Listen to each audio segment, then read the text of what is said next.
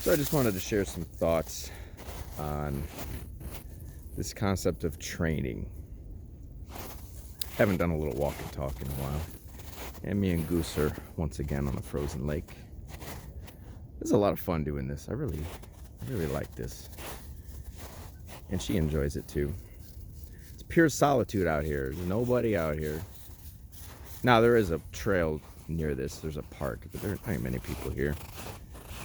You know, I'm half expecting though for a cop to show up and be like, hey, get the fuck off the lake. But we'll cross that bridge when it comes. So I just want to make the statement for myself that, I do not condone training. I don't identify as a balanced trainer, force-free, positive reinforcement only. I don't identify with these groups. I don't resonate with their methodologies or their understanding of dogs or behavioral issues. See, here's the way I look at it, because I often hear people will contact me, hey, my dog has X, Y, and Z problem. I need training. Or the dog needs training. Well, let's think about this critically. What is the word training? Right? When you get a new job, what do? You get an orientation and they train you. So this is skill-based. Training is skill-based. So to me, dog trainers are the people that do like protection work, sport training, gun dogs, drug dogs, canine dogs. That's all training. Those are skills. When we're dealing with behavioral problems, these are things. Behavioral issues are of a social nature, right? And so this idea of the canine species, the social hardwiring of the canine species, it's overlooked on both sides. I don't often hear balance trainers or force-free people talking about the social hardwiring of the canine, of dogs. And especially with the force-free people, a lot of it is they put their own ideology onto the dog. And they claim it's science-based. When if you look at the science that they purport, the behavioral organizations, it's a joke. It's all survey studies or observational studies. And I'm not saying there isn't a place for those things, but you can't tell me that your complete methodology and understanding of dogs is based on something as loose as surveys. They make it sound like these are things that have been tested in a laboratory repeatedly, but they're not. And then, of course, let's say they were. The issue then becomes, well, what does the average scientist actually know about dogs? How could they really read, the results of these tests correctly if they don't really understand dogs? They're scientists. They know how to perform experiments, but how much time have they really spent with canines? And so I have to just stand my ground with this concept that behavioral issues do not require training. In fact, training to me is you're putting a human concept onto a dog. And what good does, say, training a dog to sit, stay, come, whatever, what good does any of that do if, say, you put a bowl of food down and your dog, tries to bite you over the food? All of the rest of it, the training, becomes meaningless. So if you had behavioral issues with your child, you wouldn't say my kid needs training. You would understand innately that this is a social issue. There's an attitude issue with the kid. There's an issue with the communication. There's an issue, what's the root of it all? You wouldn't say my kid needs training. You'd say, well, what are we going to do about Johnny hitting Susie's, he hit her in the face. What are we going to do about that? We're talking about social consequences because these are things of a social nature. But let's go back to the workplace example. Your job, any workplace, is a dominance hierarchy. And within that hierarchy, there's a social order. So you would get training on how to do the job, but your training does not have anything to do with your attitude towards your boss, or your attitude towards your coworkers, or your attitude towards the rules of the workplace. You could have the best training in the world. You might be really good at your job, but you might disregard the rules. You might backtalk your boss. You might have an attitude problem, but that has nothing to do with the training they gave you.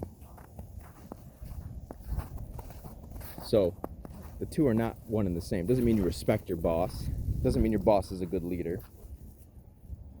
You know, those are two separate issues we're dealing with. And so if you were to get written up for, say, not following the rules or violating a policy, that is in no way a reflection of your performance, right? So this is my issue when it comes to dog training.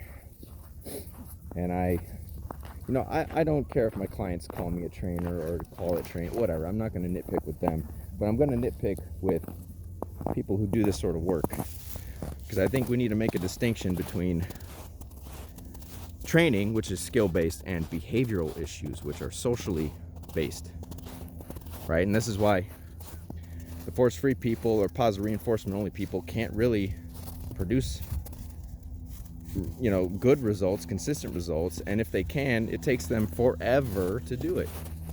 But this is also why the balance folks, now they can produce better results, in my opinion, than the positive only people.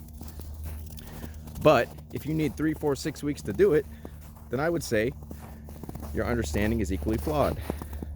It should not take that long to solve issues. Now, the caveat to that is it may take a while to educate the owners on how to reach that point where they can effectively communicate with the dog, build the right relationship with the dog, how to execute things properly. That can take time. And that is training the owner, which would be skill-based. How do we instill those skills in the owner so the owner can build a relationship with their dog correctly? That's the only part of this whole endeavor that I would consider training, is training the owner, not the dog. You know, I can get results very quickly with any dog, really. And it's the owners that always take time. So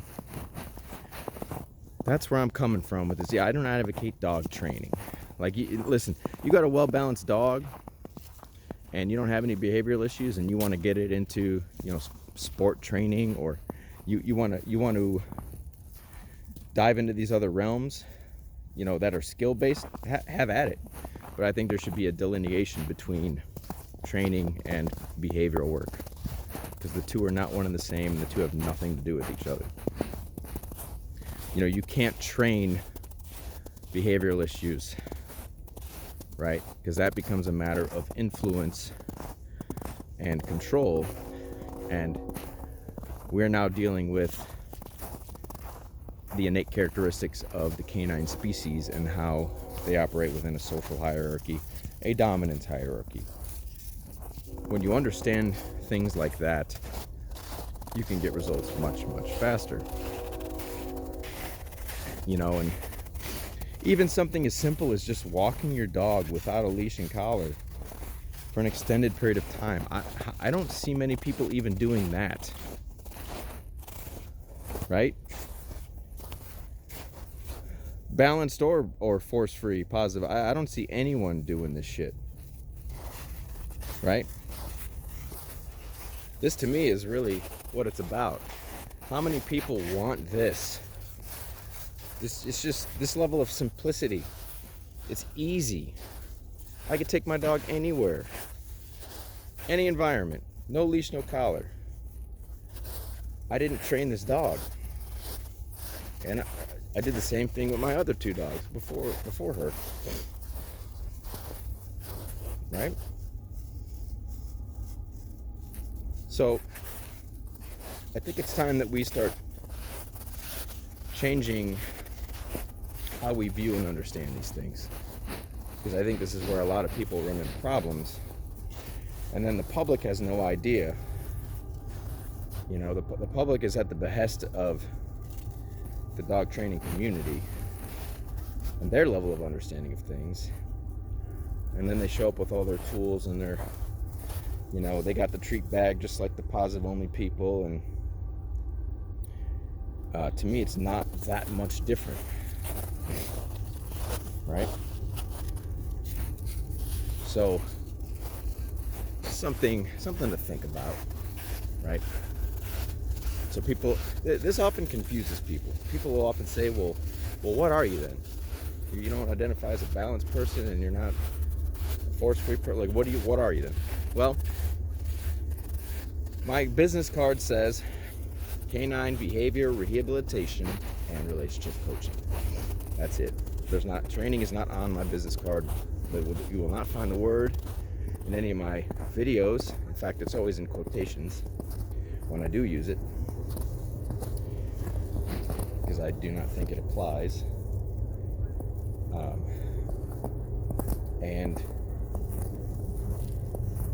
I often get asked too, well, who did you learn from? And this to me is it just really sums up the level of understanding people have. Because that question really, it's like, it implies that I had to learn from somebody else who employs human concepts onto a dog. Well, if I really want to understand dogs better, wouldn't my best teachers be dogs? Like people who study, you say David Meck, he studies wolves in the wild, right? Well, you wouldn't ask David Meck, well, who taught you how to observe wolves in the wild? He'd say, well, you dumb fuck, I observe wolves in the wild. That's the kind of observational science I can get behind, right? Because those sorts of guys, that's their whole life, you know, and they study these things in great detail, great depth, but it's to gain understanding. It's not because somebody paid them to put a bunch of dogs in a controlled environment known as a laboratory and perform experiments on them,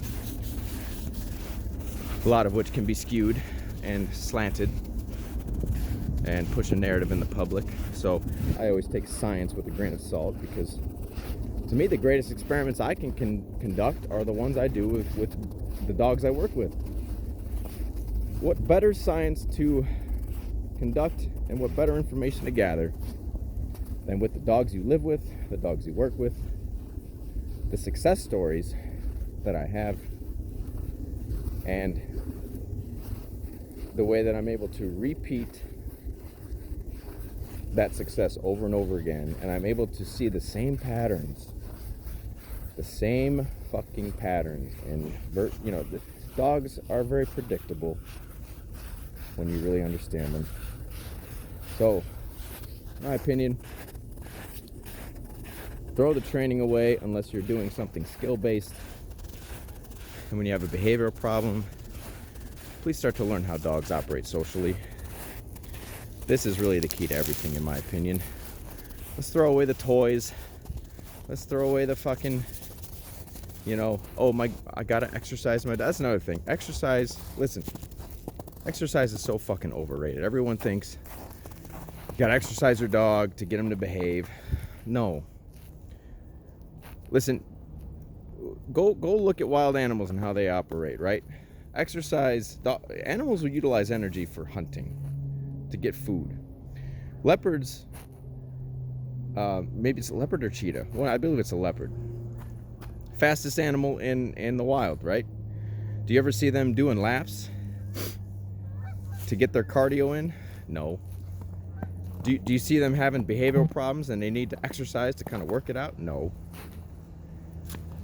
Right? I've never showed up to a client's house and said, well, the dog is hyperactive, the dog's bouncing off the wall, well, we need to exercise it. No, there are other things we need to address first. Exercise is typically the last thing I think about. Mental stimulation, sure, but physical stimulation, no, completely overrated. Stop looking to exercise your dog to fix problems, because once the dog takes a nap, it might be tired, after you exercise it, it might be a little less inclined to engage in problem behaviors or to treat you badly. But once it takes a nap and gets its energy back, you're right back to square one. You're telling me that day after day after day after day, you just got to exercise. To me, it's fruitless, right? To me, the best thing you can do for your dog anyway is just walk with him, right? Just go for a walk. This is really what it's about. This right here. Go for a walk. You know, I often hear the phrase, well, a tired dog's a good dog. No. It's the perception of a good dog. A calm dog is a good dog.